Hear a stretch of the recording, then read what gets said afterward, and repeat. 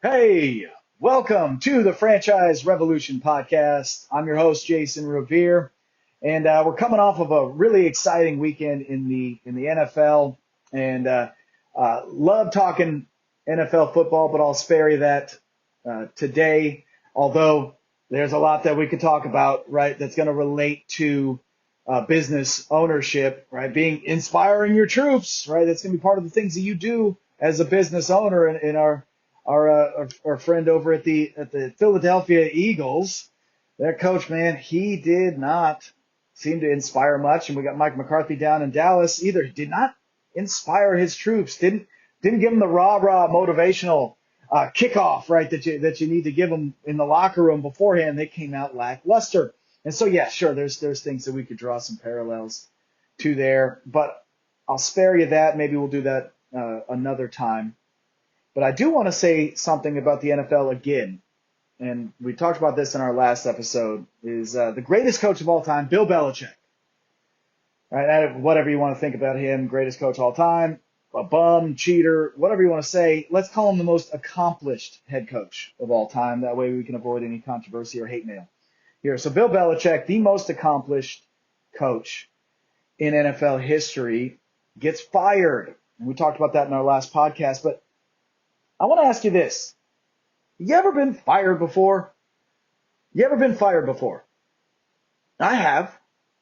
I have. And if you have, I want you to sit and just think about it. What was it like the day you got fired? I'm going to share my getting fired story with everybody here, so prepare yourselves. Get some tissues. It's a sad one. But the reason I'm saying that is if you're fed up with being controlled by other people and being controlled by your career, being dictated, your income, your livelihood being dictated by other people, it might be time for you to start looking at franchise ownership as your potential next career step, right? If you're getting laid off, if you're in the tech industry and you're just getting these mass layoffs through no fault of your own, or if you're in medical sales and maybe your company loses the patent and you're just sick of that hamster wheel that you're on where you're up and then you're down, you're up, you're down. And if you're sick of having that, then it might be time for you to take a look at business ownership. So we'll talk about that today. I'm going to share my story about being fired. We're going to talk about some self-made successes, and we're going to continue our discussion on the essential traits of being a successful business owner. But I'm going to start, as I mentioned before, by getting real with you. We're going to be getting real. We're going to talk about when I was fired from a job. Okay, so like I said, get your tissues ready. So I'm gonna set the stage for you. So it's 2010, and my wife is with child. Okay, she's with child. It's our second child. And we find out that she's with child, and I'm struggling at my job. I don't really enjoy it much. It's kind of a wacky work environment. I wasn't really feeling like I was excelling, and now we're adding on the stress of adding in our second child to the mix. Not a good time for us, but we were very excited, by the way. So Skylar, if you're listening, we were very excited that you were coming, but it was a stressful time. It was a stressful time, and I was selling advertising.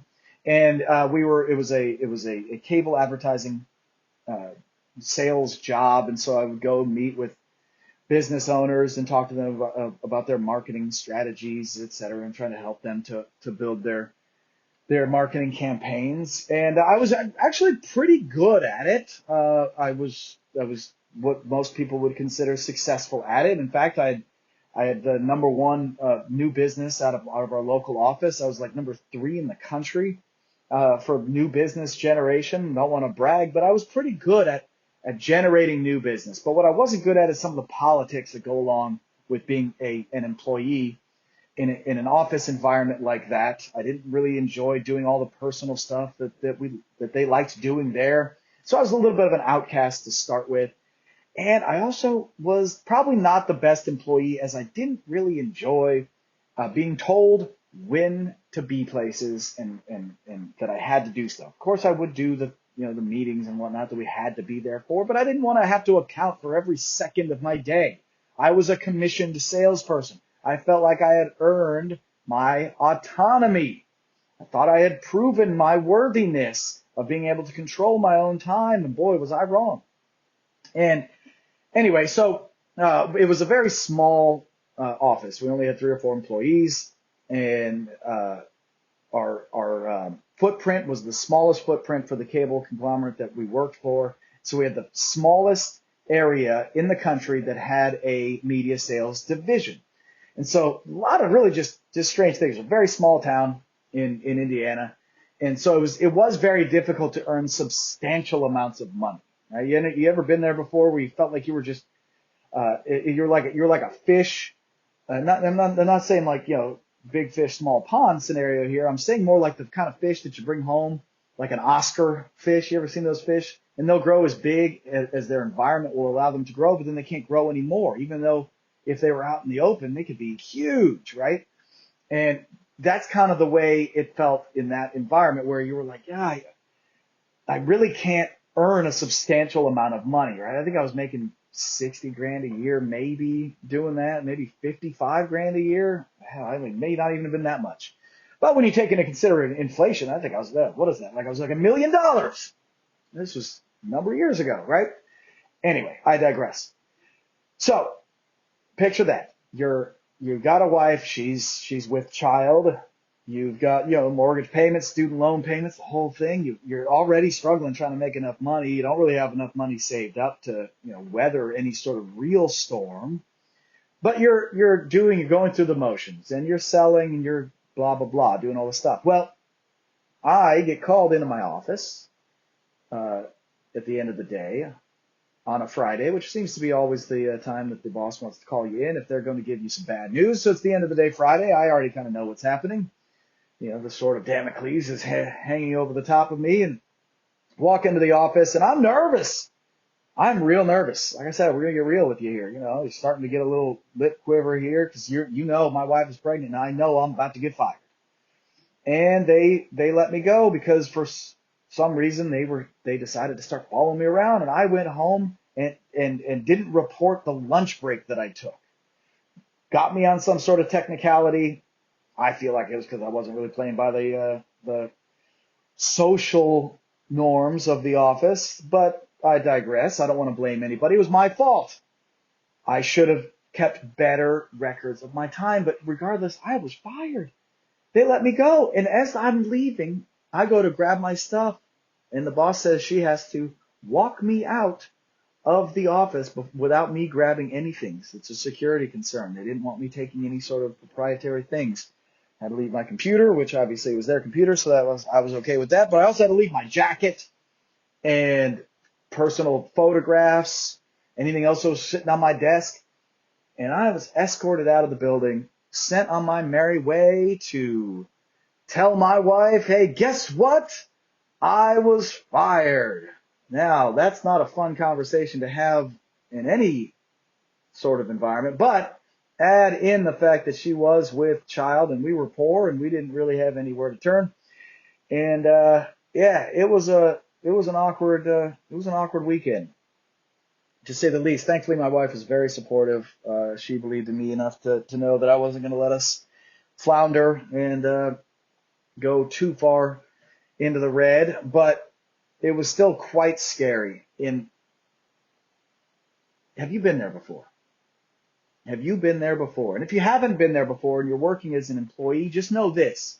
You can be there, regardless of anything, because you do not control your destiny. If you work for someone else, you are not in control of your destiny. It could be your direct report boss. It could just come down from on high that 50% of the workforce needs to be slashed, and we're going to start with the R's. Last names begin with R. It could be anything, right? And I learned that lesson the hard way. It was a scary, scary time for me. I ended up getting another job. I did not go and start my own franchise, well, because I didn't have any money. Couldn't really do anything. And I was young and stupid, and I didn't know what to do, so I went out and I got another job. That job lasted me for another 5, 6, 7 years till I quit. started a franchise and went from there, then started this company. So it all worked out, right? Well, funny little anecdote for you here about that being fired. And when I say it's no matter what, no matter how good of an employee you think you are, you can still get fired. And so, as I mentioned, they made me leave all my stuff at the office, right? And they said they'd mail it to me.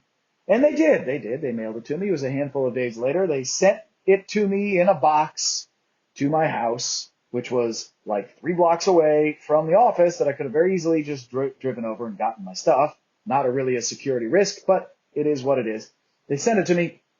I opened up the box, got my jacket, got my photographs, got a couple other little personal effects, and at the bottom of it was a plaque for the employee of the month.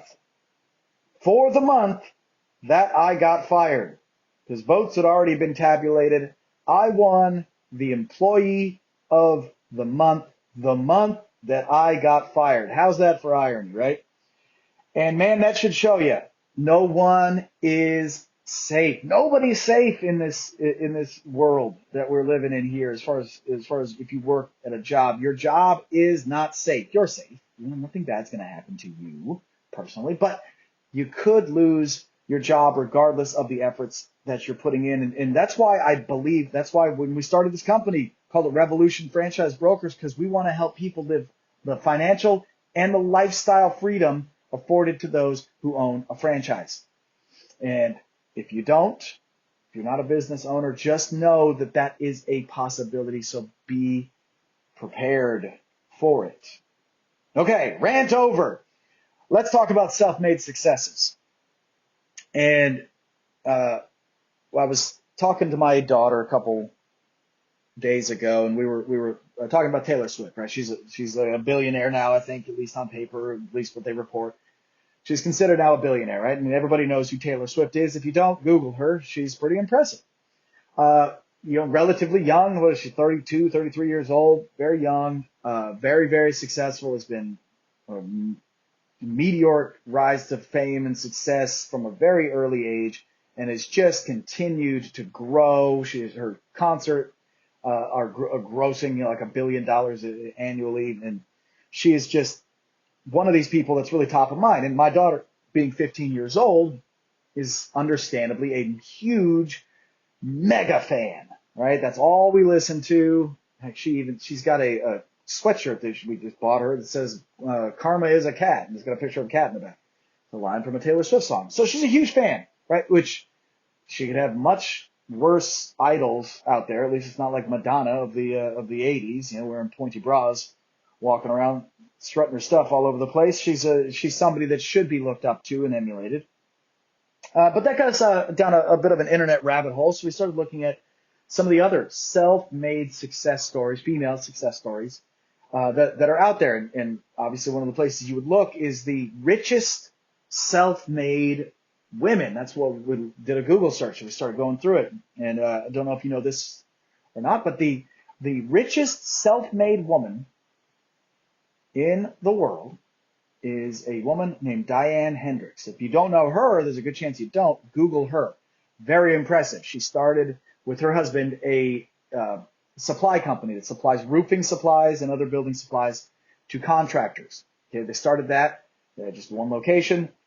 That thing is now massive. Okay, she's worth like $32 billion. Okay, this is not like some flash in the pan kind of luck of the draw success story. This is a real life entrepreneurial business success story that was started from scratch. Her husband died very young and wasn't able to see this vision.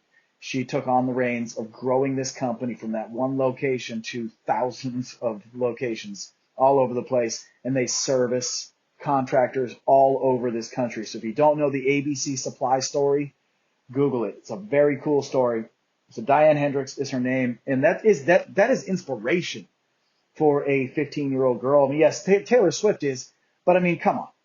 I've heard of Riley, if you're listening, I'm sorry, but I've heard you sing. You're probably not going to be a professional singer. And so, but you know what you could do? she could start a supply company that grew to becoming the largest independent supplier of roofing and siding and other types of building supplies. That is like a realistic thing that could happen. And then, by the way, the Taylor Swift thing might happen too. But again, let's talk about another self-made success story. If you haven't watched the documentary on Netflix, the Sylvester Stallone documentary, highly recommend it. Inspirational. Man, this guy was born. He had that, he's got that little bit of a speech impediment due to a birth injury during birth. He talks like this. He's hard to understand. And so all of the things are stacked against him to becoming a Hollywood megastar actor. Right? But the guy just kept persisting, and he realized that if it's going to happen, right? We talk about the entrepreneurial traits of a successful business owner. One of those is responsible for your outcomes. He knew he wasn't going to be getting leading man parts. I mean, he wasn't going to be getting those Tom Cruise parts and the Brad Pitt parts. He's just not going to. That's not what his persona is. But there really wasn't a lot of options for a guy like him, except for playing, bully number 6 in some greaser show set in the 50s. That's not really going to be paying the bills. So he realized that, and he realized, if I'm going to be successful at this thing that I love, which is the Hollywood thing, the acting, the movie star thing, I want to become that. I'm going to have to take it on myself to do it myself. And so what did he do? He went down and he just started writing. I'm going to write my parts. Then I'm going to cast myself in my parts, and then I'm going to direct it. Because that way I know I'm in control of all elements of my career, and I'm not going to leave it up to some yahoo out there who's watching me audition and thinks that I don't talk like the guy he wants me to talk like. So he did that. Obviously, he wrote the Rocky movie, was offered like $500,000 to sell it to the studios so they could make it the way they wanted to make it. He turned it down even though he was dead broke. Thankfully, he persisted, made the Rocky movies, and it has become one of those mega success stories that exist, that you can find tons of examples of these self-made success stories. But why are we so gravitated towards them, right? Why does even talking about it send my daughter and myself to Google to look up things like this and to learn about people like this?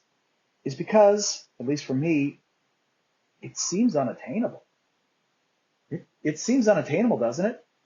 When you are not seeing the pathway to this kind of success open up for you, and it's not happening, you don't have that spark of ingenuity and genius that makes it happen, it can seem very, very unattainable. And I think that's what draws us to it. It's like the superhero phenomenon, right? It's like, why does everybody like the Marvel movies? And why does everybody like the DC movies? And why on my shelf behind me do I have the Wolverine claws?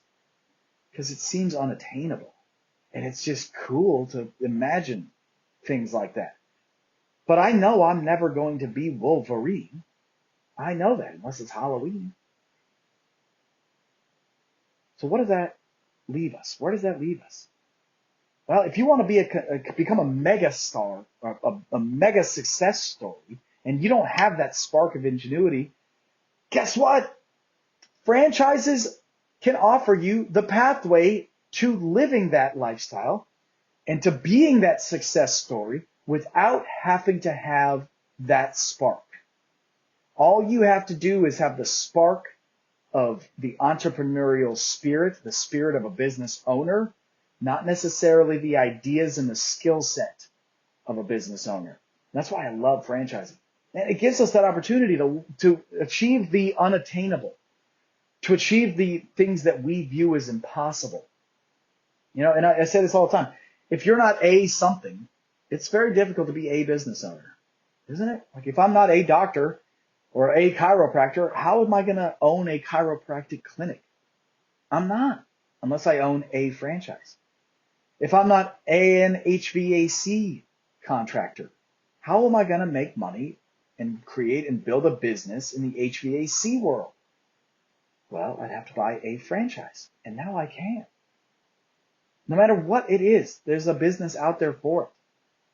that if you see something that you want to get into, there's a franchise out there that can likely give you the playbook to do it. And a lot of people start thinking, well, $50,000 franchise fee. Yeah, $50,000 franchise fee. That's the price of admission to get the playbook to earning potentially multiple millions of dollars of revenue. Sounds like a pretty good investment to me, a pretty good ROI on that 50, 60, 70 grand, whatever the franchise fee is for the particular franchise you're looking at. And they're going to give you the roadmap. Like imagine this, if you could pay $50,000 to Taylor Swift and spend the next 7-10 years shadowing Taylor Swift, having her teach you every little ins and outs of what she does and how she creates this multiple billion-dollar empire, would you pay 50 or 60 grand to do it? Hell, I bet you'd pay $1 million to do that. And if you wouldn't, then you probably shouldn't be listening to this podcast because it's not for you. But that's what you get with a franchise. You're getting to shadow somebody who is way more successful than you. And by the way, there are franchises out there that that's not the case. I know, okay? Those are the exceptions that prove the rule. There are franchises out there that suck, okay? I'm not just here to tell you the franchise industry is amazing and everything in it is perfect and you're never going to have any problems. No, there's franchises out there that are total garbage. That's why you got to call a company like ours or any of the other good, reputable franchise consultants, franchise brokers out there to help you avoid those charlatans because they exist. We're talking about the good franchises out here that are going to give you the playbook to creating the ultimate success story. You're not necessarily going to be a self-made success, but you're going to be a success. Do you really care how you get there? As long as you get there, it's not about the journey in this case, it's about the destination. If you can land at the same destination as the guy who started the franchise, rich, happy, successful, then get there. And boy, who cares about the journey? It's the destination. Okay, I digress again. The self-made successes are important for you to see what's possible. And then you can take what those self-made successes have done, as long as they've packaged it into a franchise, and become a similar version of successful. So we've covered a couple of things there. Man, thanks for listening to me vent at least. But yeah, if you've been fired, if you think you might get fired, if you think there's impending layoffs coming, be proactive. Take this as a sign to reach out to, hopefully to us. Hit up revfran.com. Type in your info in one of the forms on that thing there. We'll reach out to you. We'll talk to you about what your options look like and help advise you in any way that we can to help you to become that success that you're looking for. All right. So we're going to shift gears here, and we've been talking about the entrepreneurial traits, the successful traits, the essential traits of a successful business owner. We've covered a lot of them. We've covered you got to be responsible for your own outcomes. You got to be goal-oriented, coachable. You got to be self-motivated, resilient. Right? There's a lot of them out there, and I'm going to give you a full list here before we wrap up, because this is going to end our discussion. This is going to end our series on the essential traits of being a successful business owner. But I want to tell you this. So I know it says the essential traits with an S, traits. But I want you to think about it like this. It's like the fruit of the Spirit. The fruit of the Spirit from Galatians 5:22 through 23. Right? The fruit of the Spirit is love, joy, peace, forbearance, kindness, goodness, faithfulness, gentleness, and self-control. Those are the fruit of the Spirit. And if you'll notice the way that sentence is written in the Bible, by the way, if you got your Bible, go ahead and open it up. Otherwise, just listen to this here. This is not a sermon, by the way. I'm not going to go into any sort of biblical tangent here, but I am going to say this one thing. The way that sentence is written is very, very powerful, because you'll notice it does not say the fruits of the Spirit. It's not the fruits of the Spirit. It is the fruit, singular. That changes the entire meaning of that following sentence. If it was the fruits of the Spirit, it would say the fruits of the Spirit are love, joy, peace, forbearance, etc., meaning that it could be emulated in 1, 2, 3, 4, maybe you have 5 of them, and you've got some of the fruits of the Spirit. That's not what it's saying. It's saying this is the fruit of the Spirit, all-encompassing joy, peace, love, forbearance, kindness, goodness, faithfulness, gentleness, and self-control are all one unit. That's the evidence that you have the fruit of the Spirit. You cannot have one without the other. You cannot. It's an all or nothing scenario in that in the fruit of the Spirit sentence there. It's all or nothing. If you have all of them, then you have the fruit of the Spirit. If you have kindness, joy, and love, but you get irritated real easily with everybody, you don't really have that forbearance, and maybe you're kind of a negative Nelly, and you think nothing but bad things are going to happen, and you don't have that faithfulness, and you're kind of grouchy and mean sometimes, so you don't really have that gentleness, and yeah, you're just a disaster when it comes to self-control, and you're 400 pounds, or you indulge in whatever sin of your choice at all times, then you don't have the fruit of the Spirit. That's why I think we're going to change this from the essential traits of successful business owners. We're going to say this is the essential trait of successful business owners. Responsible for your outcomes, goal-oriented, visionary, coachable. We can also say self-aware in that one. Optimistic, self-motivated, resilient, risk taker, and persuasive. Oh, and an excellent communicator. Left one of the trait out. Excellent communicator. By the way, that's an ironic little thing there, right? He's trying to communicate to you what the trait of successful business owners is. And I left out excellent communicator, so shame on me. But it's an all or nothing approach. When you're judging yourself, if you have the essential trait of a successful business owner, you have to have all of them. You've got to have all of them if you're going to be that success that we talked about before. Right? That responsible for your outcomes. You cannot blame others. There's no blame game here. There's no blame in our game, right? Responsible for your outcomes. You take on, just like Sylvester Stallone does, right? No matter what, I am taking responsibility for everything. If I get a roadblock in the way, I'm going to take the responsibility of smashing that roadblock down.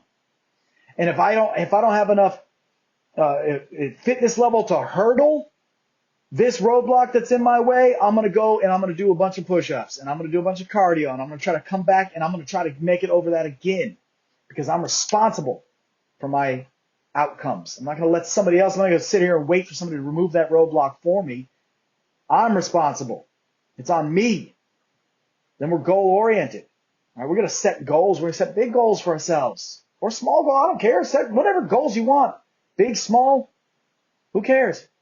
It's up to you. You got to decide that. That's why when I talk to so many people and they're like, I'd like to make anywhere from $100,000 to $150,000 extra a year.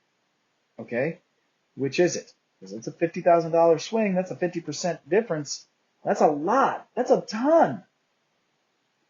And so we got to figure out what those goals are and be very, very specific with our goals. And we'll talk about that in later episodes, being how to set proper goals, utilizing the SMART formula, all that stuff. But just know that if you are goal oriented, where you set an objective for yourself and you work until you achieve it, then you have the trait, at least so far, if you're responsible for your outcomes and you're goal oriented, you got some of this trait.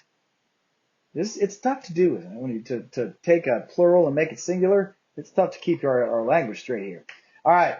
Visionary, right? You're able to see the big picture. You're able to take a look at like an industry or a business plan, and you can see things for what they are, the big picture. and not get wrapped up into the minutia of the day-to-day. You are able to take a look at it and say, okay, even though today's hard, tomorrow's going to be harder, the next day is going to be even harder. But you know what it is? It's worth it because of this big picture. And I'm not going to get wrapped up into that minutia. You're visionary.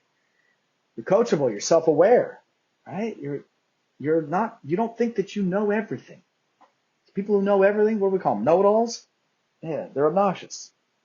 And so we have to be self-aware as business owners. We have to understand, like, we don't know everything. You got to constantly be learning, being coachable, and looking at all the new technologies and all the new business tactics and the new strategies and what worked 2 years ago might not work today, and just being constantly coachable and self-aware of where we are. I don't want you to be negative about yourself. I want you to be self-aware. That's why optimistic is the next one. Optimistic. There's always a solution to everything, no matter what. We got $0 in our bank account. There's a solution. We can't sit around sucking our thumbs. There is a solution, and we're going to find it because we're optimistic. Self-motivated. If you're not self-motivated, if you wait for your boss to tell you to do every single thing, and you're not proactive and self-motivated, and you struggle, you're just getting out of bed or whatever. If you're not self-motivated to do the things necessary to move your life and your business forward, then that would be you couldn't necessarily put a check mark next to it. Resilient, right? When you get knocked over, do you get back up again? That's part of being optimistic, I know, but being resilient, right? How resilient are you? Because you're going to get kicked in the crotch a lot in business. And do you give up or do you keep going? You're going to fall, right? It's like the saying goes, it's not how many times I fall down, it's how many times I get back up. So if you're resilient, put a check mark next to it. Risk taker. Are you a risk taker? Every business involves risk. But you know what else involves risk? Being an employee, as we just shared before. You can get fired. What's more risky? Betting on yourself or betting on the fact that your boss isn't going to go wackadoodle on you? All right? Are you a risk taker? And what risk are you willing to take? Because everything's risky. Persuasive. You need to be persuasive. If you're going to have a business, you have to be persuasive. You have to be able to persuade customers to choose your product or service, and you have to be persuasive to build a team. You must be able to persuade others to your point of view or to your cause if you're going to be a successful business owner. And all the other things in this list, by the way, that's why it's the trait. Right? That's why we're making it singular, because it's an all or nothing. If you're not persuasive, I don't care how goal-oriented you are, you're never going to get it because you can't persuade other people to come with you. You know, if you're responsible for your actions, but you're not a risk taker, you're never going to start. Right? If you're persuasive but not resilient, you're going to give up. If you're self-motivated but not optimistic, it's going to be really difficult for you to push yourself into doing things because you're going to think that bad things are going to happen. So you're going to be self-motivated the opposite direction. You're going to be self-motivated to run. Right? Again, being persuasive. That's that last one. And then excellent communicator. The way that we interact with the general public and with our employees and with our customers is through communication. Either the written word or as an orator. And you must be good enough to get your message to land. Now think about this. If you're in business, okay, and if you want to grow that business, one of the really cool ways you can grow that business is to become a spokesperson for your business, right? And let's say you're going to go on a talk show or something. You know, I've done that fairly recently. Went on a talk show to sit down with the guy interviewing me, and we talked about my business, blah blah blah blah blah. And if you're not an excellent communicator, and you get that 5-minute chance to sell your vision, to sell your business on some sort of forum like that, you just can't make yourself do it, or you try but it doesn't go well, it's not going to move you forward. And so working on those communication skills and your ability to speak and to write in a way that people can understand is really a powerful tool that you're going to need in your new business. When you bring on a new team member, right? How can you train them? Let's say you were persuasive enough to bring them on, but we're not a good enough communicator to impart the knowledge necessary for that team member to do the job we need them to do. It's going to be really difficult to keep that person on the team, right? And then it's going to get back to you, and so it's going to hurt your scalability. And that's just, I mean, those are just two examples, right? You're going on a talk show and then hiring somebody, but there's a million other of examples, right? You're going to some networking event. I struggle with this mightily, by the way. These networking events, I hate it. I'm a crazy introvert. Okay, I get very nervous around people in social situations. I think a lot of people would not know that about me, but I get very apprehensive. That's why I go into weddings. I get very anxious. For whatever reason, I have a lot of anxiety when it comes to like personal type interactions like this. You put me on a stage and give me a microphone, I could do that all day long. But when it's like a personal thing, like these networking events, I really struggle. And so part of the essential trait, right? I have the excellent communicator box checked off. That doesn't mean that I can't keep working on building it. Right? You have to have at least enough to check that off on your list. At least enough to say, I've got on each one of these, and then you can continue to develop them as you move into business ownership. But if you don't have all of them, you don't have the trait, the essential trait of being a successful business owner, you're likely not ready yet. So go back to the drawing board and find those resources that can help you to build up these things. So if you feel like you're not great at communicating, get a book on communication, get a public speaking book. If it's public speaking, if it's personal interactions with people, get a book that can help deal with that. Maybe get a program, an audio program or something. If you're not responsible for your outcomes, I can't help you. If you blame other people, can't help you. Stop doing it. There is no resource out there to help you stop doing that. Just stop it. And then maybe you'll maybe kick yourself in the pants and eliminate that from yourself. Goal oriented. There's plenty of books out there on being goal oriented. Get 10x from Grant Cardone. That's a good one. Get Success Principles by Jack Canfield. Another good one. Teaches you how to write proper goals. If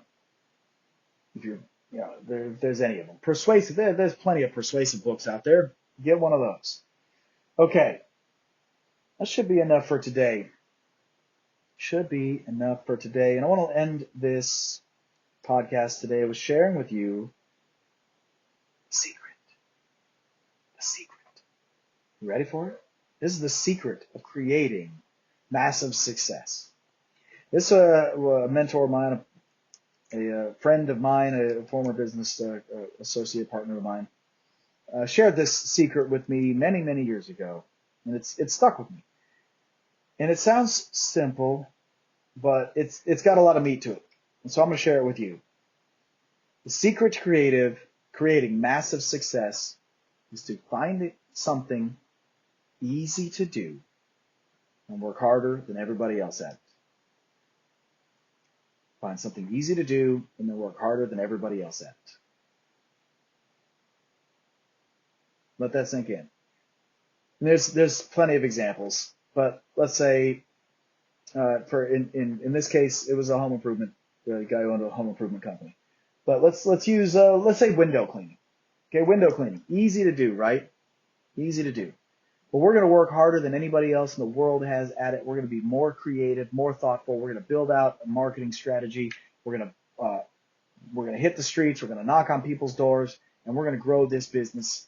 And if you had a window cleaning business and you had the right tools, the right processes, the right systems in place, the right marketing strategy, you could build that up to a multiple $1 million entity. That's a massive success story, isn't it? You could do it with the right things. So his thinking was, and he started a number of easy businesses. Roofing, easy business, all subcontracted. Siding, easy business. Gutters, easy business. But work harder than anybody else at it, work smarter than anybody else at it. and you're going to become a massive success. That being said, it helps to have the right tools and the right tactics and strategies that could come from a franchise. So if you're interested in owning a franchise of your own, if anything you heard in this podcast today resonated with you and you'd like to have a chat with anybody here at the Revolution Franchise Brokers Group, you can hit up our website at revfran.com. And while you're at it, go ahead and hit subscribe to this podcast, please. It'll alert you every time that I drop a new episode. You know how podcasts work. And if you liked it, give me a 5-star. If you hated it, give me a 1-star. Either way, let me know where I stand. Thanks for listening, everybody, and we'll catch you on the next episode of Franchise Revolution. Be excellent. Bye-bye.